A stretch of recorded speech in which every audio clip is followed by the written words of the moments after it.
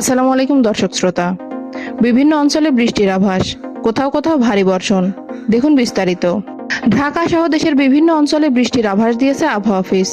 বিশেষ করে আজ রংপুর, ময়মনসিংহ ও সিলেট বিভাগের কোথাও কোথাও মাঝারি ধরনের ভারী থেকে ভারী বর্ষণ হতে পারে। প্রিয় দর্শক, আমার এই ভিডিওটি যদি আপনার ভালো লেগে থাকে তাহলে লাইক, কমেন্ট ও শেয়ার করতে ভুলবেন না।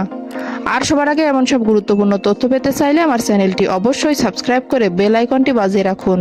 ধন্যবাদ। বৃহস্পতিবার সন্ধ্যা ৬টা থেকে পরবর্তী ২৪ ঘন্টার আবহাওয়ার পূর্বাভাস বলছে, আজ রংপুর, ময়মনসিংহ ও সিলেট বিভাগের অনেক জায়গায়, ঢাকা ও চট্টগ্রাম বিভাগের কিছু কিছু জায়গায় এবং রাজশাহী, খুলনা ও বরিশাল বিভাগের দু এক জায়গায় অস্থায়ীভাবে দমকা হাওয়া সহ হালকা থেকে মাঝারি ধরনের বৃষ্টি হতে পারে। এ সময় বজ্রপাতের আশঙ্কাও রয়েছে। এদিকে আজ টাঙ্গাইল, ফরিদপুর, মানিকগঞ্জ, রাজশাহী, পাবনা, যশোর, চুয়াডাঙ্গা ও কুষ্টিয়া জেলার উপর দিয়ে মৃদু তাপপ্রবাহ বয়ে যাচ্ছে এবং তা অব্যাহত থাকতে পারে।